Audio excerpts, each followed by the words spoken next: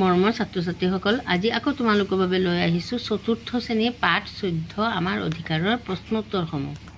প্ৰথম প্ৰশ্নটো চোৱা, লিংগ বৈষম্য মানে কি? উত্তৰটো কি হ'ব? লিংগ বৈষম্য মানে হৈছে ল'ৰা আৰু ছোৱালীৰ মাজত থকা পাৰ্থক্যৰ প্ৰভেদ। খ নম্বৰটো, শিশুৰ অধিকাৰ বুলিলে কি বুজা? উত্তৰটো কি হ'ব? শিশুৰ অধিকাৰ বুলিলে সকলো শিশুৰ পাব লগা অধিকাৰ বুজোৱা হয়, যেনে শিক্ষাৰ অধিকাৰ, সুৰক্ষাৰ অধিকাৰ আদি। গ নম্বৰ প্ৰশ্নটো চোৱা, শিশুৰ অধিকাৰৰ বাবে থকা দুখন আইনৰ নাম উল্লেখ কৰা। উত্তৰটো হ'ব, শিশুৰ অধিকাৰৰ বাবে থকা দুখন আইনৰ নাম হ'ল শিশুৰ বিনামূলীয়া আৰু বাধ্যতামূলক শিক্ষাৰ আইন 2009 আৰু শিশু শ্ৰমিক আইন 1986। ঘ নম্বৰটো হ'ল, অসমত শিশু সুৰক্ষা দিৱস কোন তাৰিখে পালন কৰা হয়? উত্তৰটো হ'ব, অসমত শিশু সুৰক্ষা দিৱস 4 মাৰ্চ তাৰিখে পালন কৰা হয়। 4 নম্বৰ প্ৰশ্নটো কি আছে? আকস্মিক বক্তৃতা। আকস্মিক বক্তৃতাৰ প্ৰশ্ন। আকস্মিক বক্তৃতাৰ প্ৰথম টপিকটো কি আছে? লিংগ বৈষম্য। লিংগ বৈষম্য কি হ'ব? আজিৰ যুগত ছোৱালী আৰু ল'ৰাৰ মাজত সমান অধিকাৰ দিয়া হৈছে বুলি ক'ব পাৰি, কিন্তু বাস্তৱতে লিংগ বৈষম্য এতিয়াও বিদ্যমান। শিক্ষা, চাকৰি বা সম্পত্তিৰ অধিকাৰত কন্যা সন্তান পিছপৰা। সমাজক সঁচাকৈ উন্নত কৰিবলৈ ল'ৰা আৰু ছোৱালী দুয়োকে একে মূল্য দিয়া প্ৰয়োজন। সমান শিক্ষা আৰু সমান সুযোগেই বৈষম্যমুক্ত সমাজ গঢ়িব পাৰিম।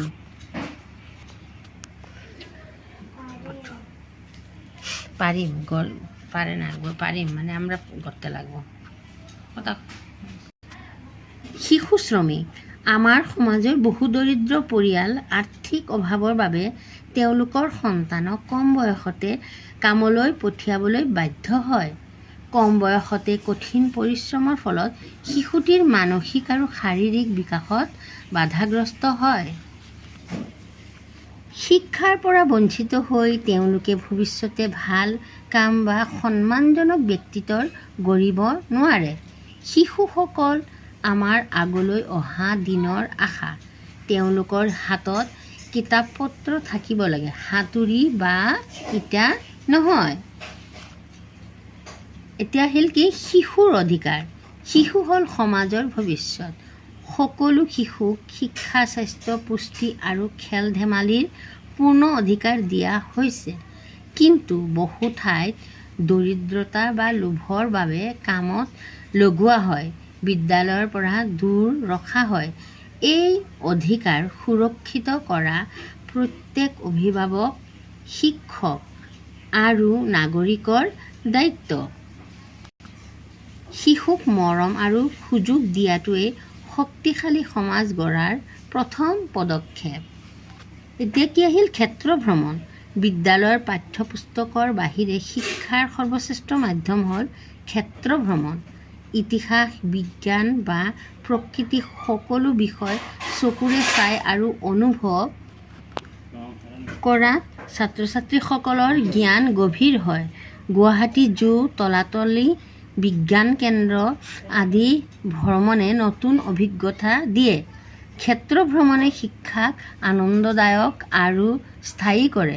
সেয়েহে প্ৰতিটো বিদ্যালয়ে অন্ততঃ এবাৰ ভ্ৰমণৰ ব্যৱস্থা কৰাটো দৰকাৰ। প্ৰাতঃসভা। প্ৰাতঃসভা হ'ল বিদ্যালয়ৰ দিনাৰম্ভৰ সৰ্বাধিক স্নিগ্ধ সময়।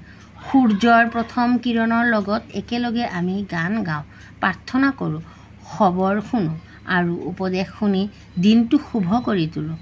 এই সভা আমাৰ মনত শৃংখলা, সময়ৰ মূল্য আৰু একতাৰ গঢ়ি দিয়ে।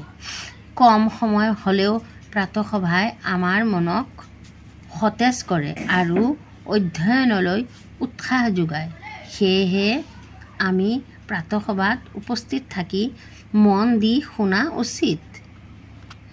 বিদ্যালয়। ইয়াৰ পিছতটো কি আছে? বিদ্যালয়। বিদ্যালয় হ'ল জ্ঞানৰ মন্দিৰ। ইয়াত আমি কেৱল পঢ়া শুনা নিশিকোঁ, নৈতিকতা, শৃংখলা, সৎ আৰু সমাজ সমাজত চলাৰ পথো শিকোঁ।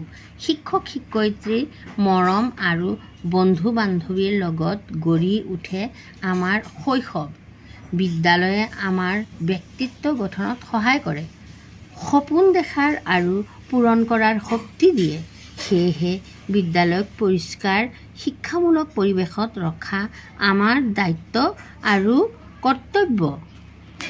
এতিয়া 2 নম্বৰ প্ৰশ্নটো চোৱা, খালী ঠাই পূৰ কৰা। ক নম্বৰ, বাছেৰে গৈ থাকোঁতে সিহঁতে দুডৰামান কি ডেছ দেখিলে, খেতি দেখিলে। মানে কি হ'ব, বাছেৰে গৈ থাকোঁতে সিহঁতে দুডৰামান খেতি দেখিলে। খ নম্বৰ, সিহঁতে বিদ্যালয়খনৰ খালী ঠাই আছে সভাত অংশগ্ৰহণ কৰিলে। ইয়াত কি হ'ব, প্ৰাত হ'ব। তাৰমানে সিহঁতে বিদ্যালয়খনৰ প্ৰাতঃসভাত অংশগ্ৰহণ কৰিলে। গ নম্বৰটো, আমাৰ দেশৰ চৰকাৰে ডেছ চনত শিশু শ্ৰমিক আইন প্ৰণয়ন কৰে। উত্তৰটো কি হ'ব, 1986। আমাৰ দেশৰ চৰকাৰে 1986 চনত শিশু শ্ৰমিক আইন প্ৰণয়ন কৰে। ঘ নম্বৰটো হ'ল 2009 চনত ডেছ শিক্ষাৰ আইন প্ৰৱৰ্তন কৰা হয়। এতিয়া উত্তৰটো কি হ'ব, শিশুৰ বিনামূলীয়া বাধ্যতামূলক আইন। এতিয়া কি হ'ব, ঘ নম্বৰটো 2009 চনত শিশুৰ বিনামূলীয়া বাধ্যতামূলক শিক্ষাৰ আইন প্ৰৱৰ্তন কৰা হয়। এতিয়া পিছৰ প্ৰশ্নটো চোৱা, সত্য নে অসত্য লিখা। সত্য নে অসত্য লিখিব কৈছে। সিহঁতে দেখা বিদ্যালয়খনত ছোৱালীৰ সংখ্যা যথেষ্ট আছিল। যথেষ্ট আছিল নে? নাই, কম আছিলে। এইটো মানে কি হ'ব, অসত্য। এই অঞ্চলটোৰ জনবসতি সেৰেঙা আছিল। সত্য। লিংগ বৈষম্য মানে ল'ৰা আৰু ছোৱালীৰ মাজত থকা ভেদাভেদ। কি হ'ব, সত্য। মালালা ইউছুফজাই ভাৰতীয় মহিলা নহয়, অসত্য। মালালা ইউছুফজাই পাকিস্তানৰ মহিলা আছিল। আজিলৈ ইমানেই, বাই।